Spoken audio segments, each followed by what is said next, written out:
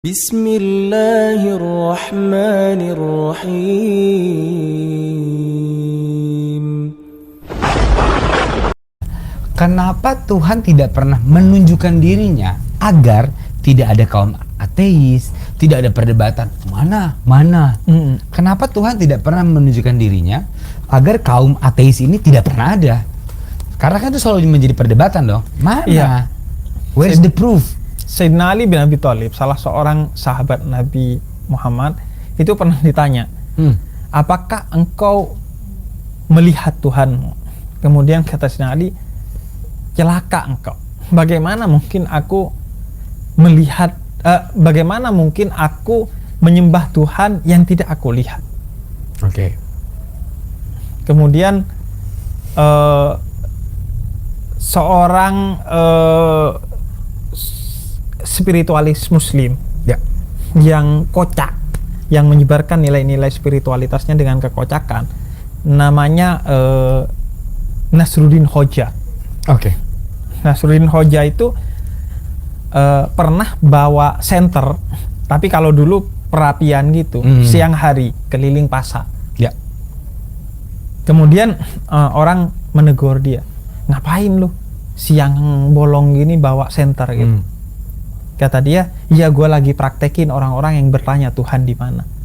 Iya, seperti orang yang bawa senter di siang hari. Tuhan begitu nyata, tapi dia masih pakai senter untuk mencari Tuhan. Oke.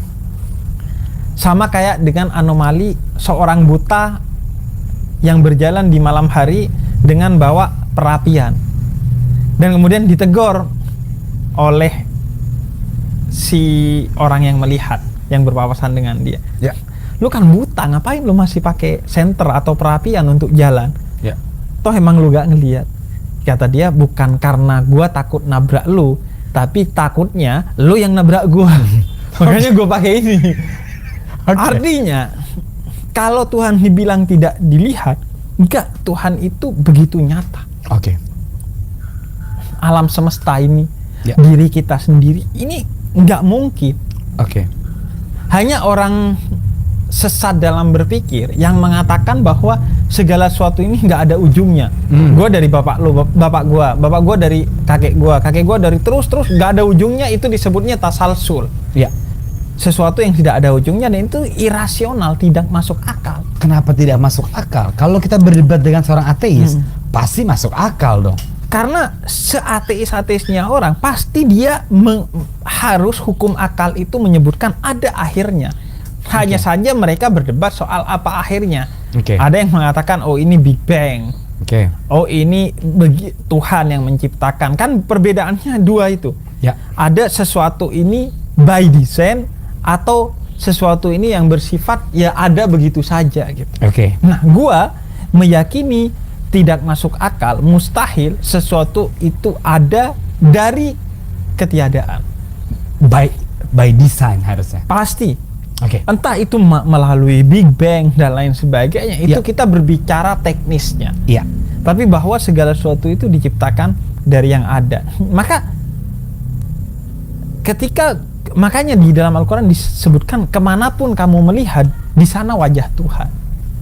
Maka dalam segala sesuatu ini seharusnya menyebabkan kita semakin berkata subhanallah, maha suci Tuhan kalau dalam Islam. Makanya ketika lu melihat alam semesta, itu dituntut untuk berzikir kepada Tuhan.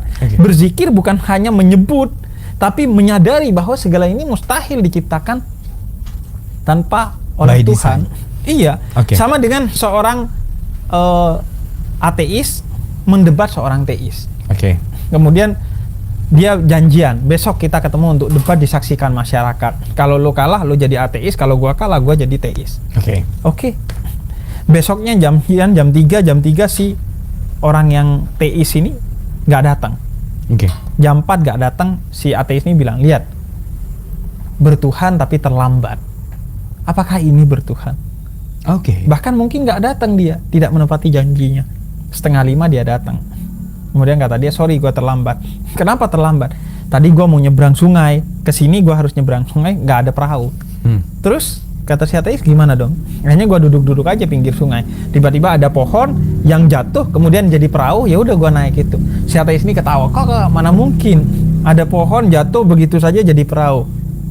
Terus dia lebih ketawa kenceng. Kakak, mana mungkin ada alam semesta dengan begitu keteraturan dan keindahannya gak ada yang ciptain.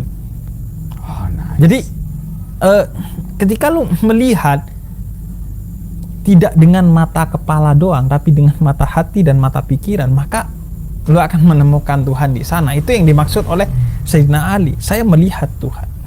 Okay. Atau sederhananya begini. Kenapa lu tahu bahwa ini warnanya coklat? Okay. Karena ada warna putih, ada warna merah, ada warna ini dan itu. Ya. Karena ada perbandingannya yang menyebabkan lu tahu bahwa ini coklat. Oke. Okay. Atau gua kasih pertanyaan yang lebih sederhana. Orang buta itu melihat warna apa? Tidak melihat apapun. Tapi warna yang dia lihat Hitam. hitam. Ya. Apakah dia tahu warna hitam jika dia dari kecil seorang yang buta? Enggak dong. Enggak. Karena dia gak pernah melihat warna putih. Maka begitu juga Tuhan. Oke. Okay. Karena Tuhan itu hanya satu dan laisa kamislihi syai'un, kata Quran, tidak ada sesuatu yang setara dengannya, yang bisa diperbandingkan dengannya. Maka semua ini sebenarnya cahaya Tuhan, tapi lu gak paham karena lu gak pernah melihat perbandingan yang lain dari Tuhan. Lu gak pernah melihat Tuhan yang lain. Karena Tuhan itu Esa, maka lu menganggap semua ini bukan Tuhan. Padahal semua ini adalah manifestasi dari Tuhan. Sehingga gua katakan, susahnya menjelaskan Tuhan kepada seseorang yang tidak bertuhan adalah seperti susahnya menjelaskan warna hitam kepada orang buta. Wow.